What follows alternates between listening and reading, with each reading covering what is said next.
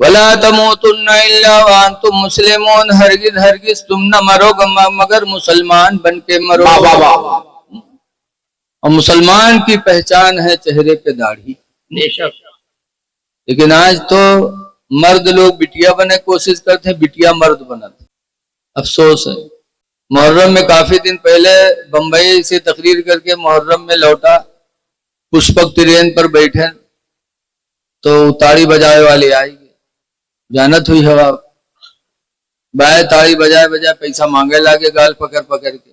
हमरे सामने जो 8-10 नौजवान रहे, सबसे पैसा मांगी, हमसे नहीं बोले। जब चले गए तो सब कहा था हजरत आपसे नहीं मांगी। हम कहा जब अपने स्टाफ से काम हो ही गया तो दूसरे स्टाफ में काहे घुसी? बहुत अच्छे, जैसे हुए तैसे तुम। तो अपने स्टाफ से आदमी हमेशा मिलत जुलत, आज पता नहीं। हदीस पाक में अन अब्दुल्लाह इब्न अब्बास क़ाल लाना रसूलुल्लाह सल्लल्लाहु अलैहि वसल्लम अलल मुशब्बिहीन मिनन निसा। सुभान अल्लाह, सुभान अल्लाह।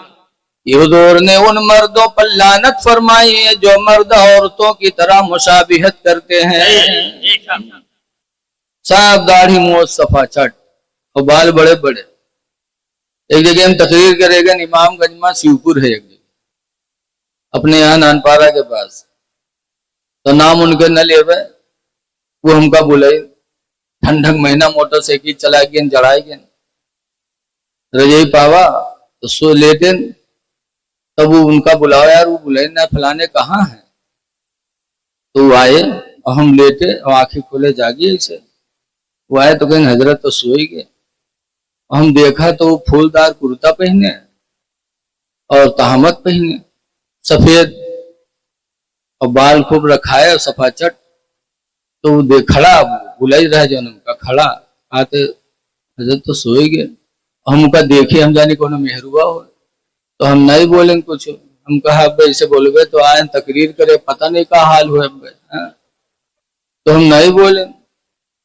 दोबारा फिर थोड़ी देर बाद फिर गुस्सा ने, हम कहें बड़ा नालायक है यार, बुले से आज तक अभी दाढ़े नहीं आवा। तो फिर आवा 2-3 लोगन के साथ। हम कहा यार बुलाया था नहीं तो कहीं 90 तो आया रहा तो सोत रहो। तो हम काम सोच थोड़ा रहा यार, हम जागित रहे, लेकिन हम जाने को औरत होते हमारे नहीं बोले रहा। बताओ आज मर्द अजीब हाल है। बहुत दिन पहले गोंडा आया था तकरीर करने, एक लौंडा हुआ हमका मोटरसाइकिल पर बैठा एक चला। जब पीछे बैठे तो के कांडे में निगाह पड़ी तो के कांडे के नीचे भुरकी लटके। तो हम पकड़े, नम के न्यू का पहने है रे। तो कह बम्बई में रहा, शौक लग रहा है, छदाई लिया रहा है, पहन लिया रहा है। तो हम कहा तो नगो छदाई के बुला का पहन ली थी, उनका नहीं पहने। तो कहते मौलाना तुम तो अजीब आदमी है। तो हम कहें अजीब का जब तेरे शौक लाग रहा है? भुरकी पहने रहा है तो नथुनियों पहन ली थी। बताओ अल्लाह ने बनाया है मर्द, भुरकी पहन करके हाथ में कड़ा पहन करके औरत बनती है। अगले जमाने में आज भी औरतें जब बेवा होती हैं तो चूड़ी उतार कर कंगन पहनती है। बोलो कंगन निशानी है बेवा हो गया। और आजकल बहुत से मर्द कंगन पहने घूमते हैं, अल्लाह जाने ही कब से बेवा हो गए। को मर गए इनके तो स्वर्ग में कंगन डाले पहने। ऐ मर्दो, अल्लाह ने मुसलमान बनाया है, मुसलमान बन के जी लो। आज तुम अपने इस्लाम पे फख्र नहीं करते। हजरत खालिद इब्न वलीद रदियल्लाहु ताला अन्हु से एक यहूदी मिला और खालिद से पूछा आप कौन है? ये नहीं बताया मैं मोहम्मद खालिद हूँ या सैफुल्लाह हूँ। इनका लक़ब इस्लाम में सैफुल्लाह था, अल्लाह की तलवार। जिस जंग में गए खालिद इब्न वलीद उस जंग में कामयाब हुए। सुभान अल्लाह, सैफुल्लाह। लेकिन जब यहूदी ने पूछा आप कौन है तो नाम नहीं बताया खालिद, बल्कि कहा अल्हम्दुलिल्लाह मैं मुसलमान हूँ। सुभान अल्लाह, सुभान अल्लाह, मैं मुसलमान हूँ। कहा मुसलमान हो? कहा अगर आप सच्चे मुसलमान हो गए और इस्लाम आपका सच्चा होगा, ये जहर की पुड़िया मेरे हाथ में खा के दिखाओ। अगर इस्लाम सच्चा होगा, सच्चे मुसलमान हो गए तो जहर तुम पर असर नहीं पड़ेगा। हम लोग हो तो कहे अच्छा चूतिया बनाओ, हम कहा है हम जहर खाए। लेकिन वारे खालिद इब्न वलीद, सुभान अल्लाह, कहते अल्हम्दुलिल्लाह मेरा इस्लाम सच्चा है, मैं सच्चा मुसलमान हूँ। सुभान अल्लाह। लिया अल्लाह जहर की पुड़िया लिया, खालिद इब्न वलीद ने भाग लिया। यहूदी काफी देर तक खड़ा इंतजार करता रहा कि अब असर हो, उल्टी हो, गिरे, लेकिन चेहरे की रौनक वही अल्हम्दुलिल्लाह।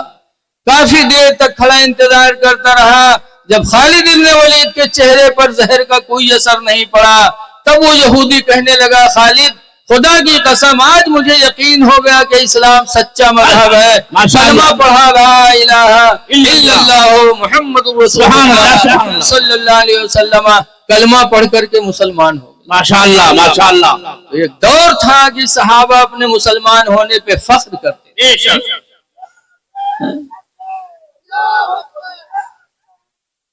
या रसूलल्लाह,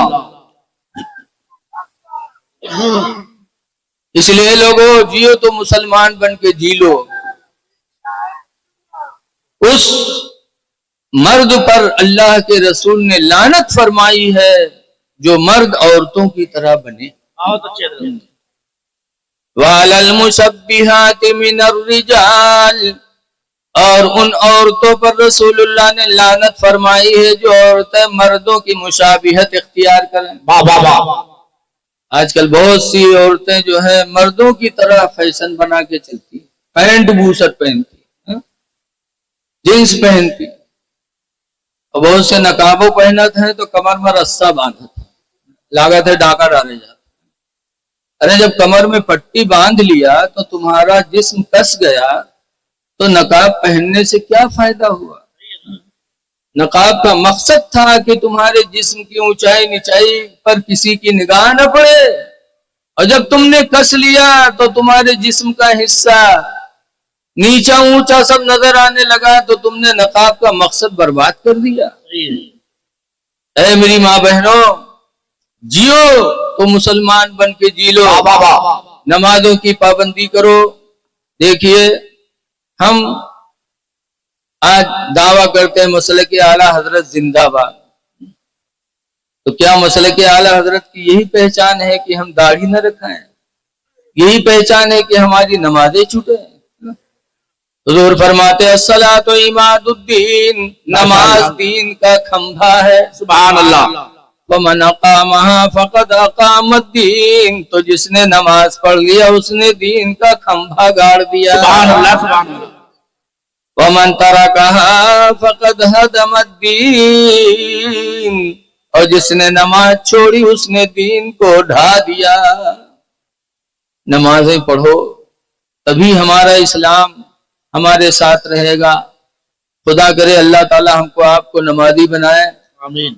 नमाज पढ़ो, पाको साफ रहो।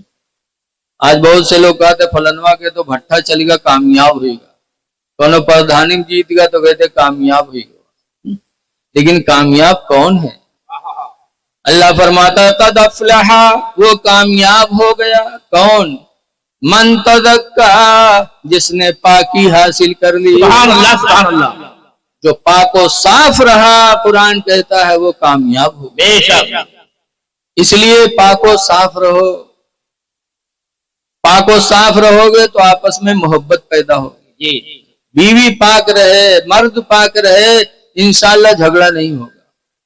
पाकी मोहब्बत की निशानी है। अच्छा, कोई कहे मेहमान बन के जाओगे घर से, कोनो लड़का तबड़ा निकले छोटो साफ सुथरा कुरान, तो सोचिन ससुराल मामला है, पैजामा पुरान है, नवा बनवाए ली। तो गए पैजामा कपड़ा लाए और दर्जी की दुकान पर गए, दर्जी का दिहिन, दर्जी बड़ा ईमानदार रहा, जितना कपड़ा रहा सबके पैजामा बनाई दी, चुराई सुनाई। आज तो कतर तो बहुत है। एक दर्जी के यहाँ चुटकुला बहुत याद रहा है। बाद में जब कपड़ा सियावे जाए न पावे, वो एक चुटकुला छोड़े, वो हंसे लागे, वो कट्टे से 2 इंच काट के धई ले। फिर दूसरा चुटकुला सुनावे, फिर वो हंसे लागा, फिर काट के धई ले। एक साहब कोट पैंट बनवावे गए और सुनाई दर्जी चुटकुला, हंसे, काट ली 2 इंच। कहे यार बहुत अच्छा सुनाते, कुछ और सुनाओ। फिर सुनाया, फिर हंसे लागे, फिर काट धई ली दो तीन चुटकुला सुनाए सो कहे और सुना और सुना। तब दर्जीवा कहे सब न सुना नहीं तुम्हार कोट तंग हुई जी, अब तंग हुई जी अब न सुनो। हाँ। लेकिन वो दर्जी बड़ा ईमानदार रहा, जितना कपड़ा रहा सबके पैजामा बना दिए। अब लड़के के नवाब साहब जब नहाए बाद पैजामा पहनी तो वहां पंजा वंजा सब गायब। बड़ा अफसोस किया, दर्जी पैजामा लंबा कह दिए। तब बीवी से कहे रे सुन, तुरे मैका से दावत आई रहा है, पैजामा बनवाओ। दर्जी लंबा कह दी तनी 4 इंच काट के ऊंचाई दे।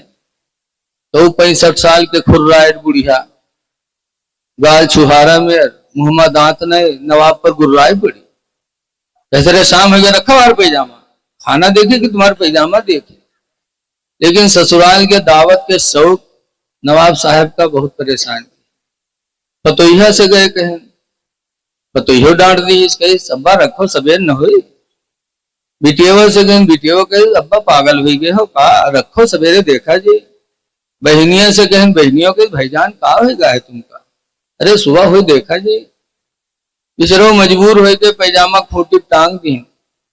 खाना पीना खाए के सब लोग रात में सोए गए। थोड़ी देर बाद उसकी बीवी की आंख खुली।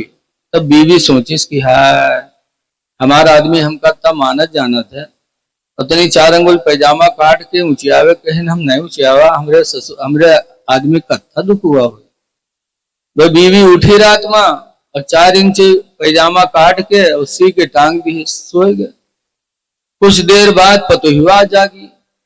तो पतोहिया सोची हाँ हमारे ससुर हमका इतनी इज्जत से लेकर आए हैं और तनिक काम कहीं हम नहीं सुने, हमरे ससुर का कितना दुख हुआ हो। वह पतोहिया उठी, वह खूंटी से पैजामा उठाई और 4 अंगुल काट के सी के टांग दी, वहां लेट गए। कुछ रात बढ़े, बिटिया जाती तो कहे हाँ हमारा अब्बा हमका तो मानत जानत है और तनिक काम कहीं नहीं सुना है, हमरे अब्बा कत्ता दुख हुआ हो। बस बिटिया उठी और खूंटे से पैजामा उठाई और 4 अंगुल काट के सी के टांग दिए। सुबह से पहले पहले बहनिया जागी तो कहे हाँ हमारे भाईजान हमका तब मानत जानत है, तनिक काम कहीं नहीं सुने, हमरे भाईजान का कत्ता दुख हुआ। तो बहनियों उठी, खूंटी से पैजामा उठाई, 4 अंगुल काट के सी के टांग दिए।